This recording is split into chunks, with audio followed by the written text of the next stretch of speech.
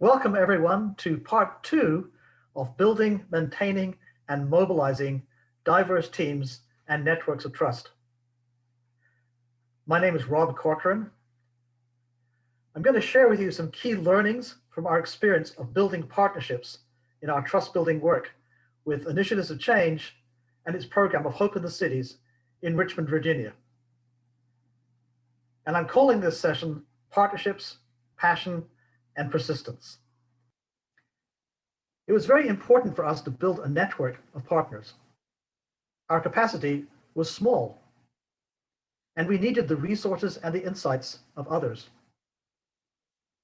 So over the years, we developed relationships with many other organizations, including nonprofit organizations, city government agencies, faith groups, community action groups, universities, museums, libraries, philanthropic institutions, and even a major healthcare system. This made an enormous difference to our capacity and our overall impact. And it also had very important benefits for fundraising. So here are some of the lessons I've drawn from that experience. First, be clear and single-minded in your focus and long-term commitment to a compelling vision. This is a big and complex world, and there are many players. And IFC needs to be clear about its focus. Now, in Richmond, we determined that building trust across the deep racial division should be our single focus. And specifically, we needed to encourage honest conversation about the thing no one wanted to talk about, Richmond's racial history. And do it without blame or shame, in a way that included the whole community and that focused on personal as well as structural change. We're not an advocacy group. Our role is to hold up truth and engage in inclusive dialogue. And because of this focus, we found allies and partners in a shared vision for healing and justice and social cohesion. Secondly, establish credibility through competence so that you're seen as a group with some expertise and a track record in a specific area.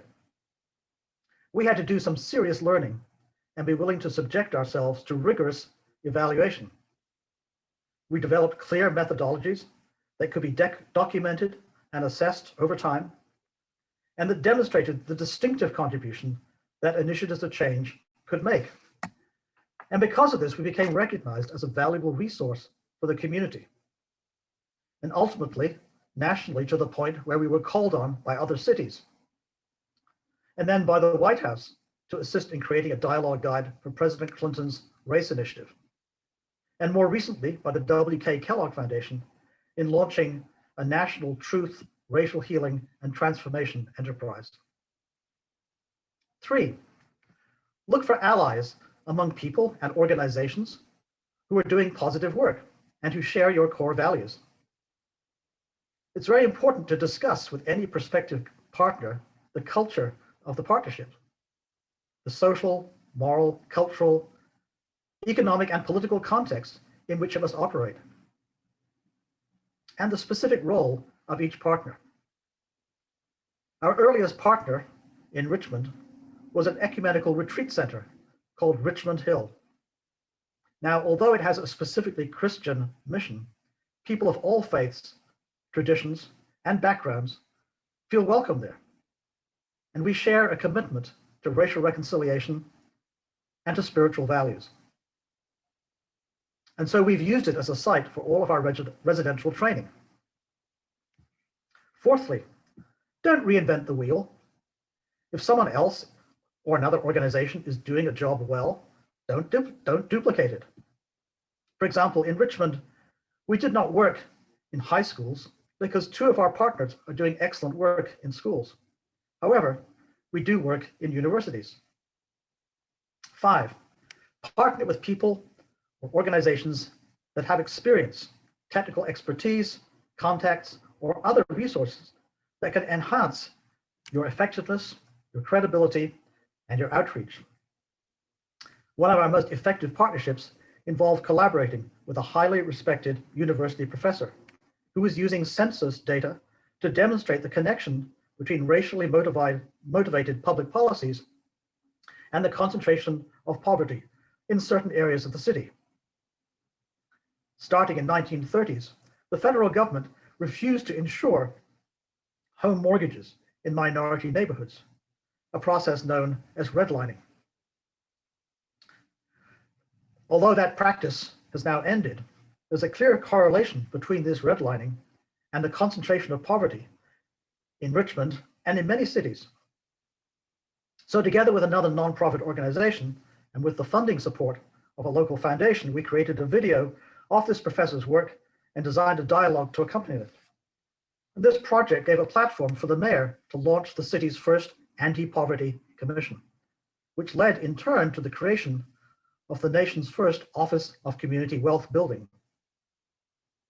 Likewise, we partnered with libraries and museums who had the academic resources to be able to tell history in a more complete and honest way. And we built a relationship with the local newspaper, which covered our work extensively, and they even hosted some of our public events in a large meeting space downtown. 6, develop a memorandum of understanding between the partners that defines the purpose, the limits, and the boundaries of the partnership. Be sure to agree with the partners, especially if funding is involved, what metrics you will use, qualitative and quantitative, to evaluate activities. And of course, partners may contribute in different ways, such as in-kind support through making staff available to support events, sharing meeting space, publicizing events through social media. They may also take part in joint funding approaches. 7, ask who needs support, encouragement, or connections. Be prepared to be a silent partner. A wise man once said, "Tea is not sweetened until the lump of sugar is dissolved." A good example of this is the creation of the American Civil War Museum, the first in the nation to tell the story of the American Civil War from the perspective of the Union, that's the North, the Southern Confederacy, and African Americans. The founder came to us with his vision, and we facilitated community dialogues and provided vital connections to enable him to build support. Initiatives of Change's name never appeared in any of these activities. This illustrates one of IFC's themes, living to make the other person great. The museum became a key partner. And incidentally, the museum's founder, Alex Wise, later became chairman of the board of IFC USA and was a leader in the launch of the International Trustbuilding Program. There's often too much competition between nonprofits, especially when they're all looking for the same funding. So we've tried to position ourselves as a connector, not as a competitor. 8, work towards a vision that others can share and own.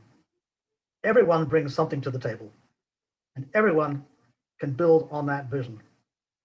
In Richmond, the vision of the city healing its racial history and becoming a model for the nation belongs to the whole community, and different groups have added to it in their own way. And finally, individual relationships are as important as institutional ones.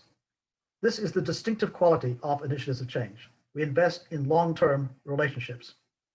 Sometimes those individual relationships lead to institutional relationships.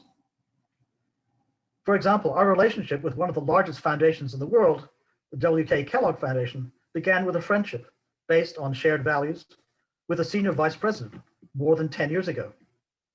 We supported her in her vision. She came to CO and brought leaders of 20 organizations, as well as her key staff, because we had built a relationship of trust. And when she arrived in CO, she said to me, "I feel this is a place where healing can take place." This relationship, over time, resulted in several $1 million in support for Initiatives of Change. But our personal friendship was not dependent on funding support. In another example, the key partner supporting the Trust Building Program internationally is the Fetzer Institute. Many years ago, some colleagues in Washington built a friendship with a young lawyer and introduced him to Initiatives of Change. Decades later, that young lawyer became president of FETSA, but he still keeps in touch with the lady, now in her 90s, whose husband first introduced him to IFC. So initiatives of change nurtures long-term relationships beyond specific projects. And as we often say, implicit partnerships can be as important as explicit partnerships. In conclusion, effective partnerships are grounded in a shared passion and a willingness to persist in achieving long-term goals and visions. Well, I hope you find these points helpful and relevant to your work. And if you have any questions, please feel free to contact me at rob.corcoran@ifc.org. Thank you so much.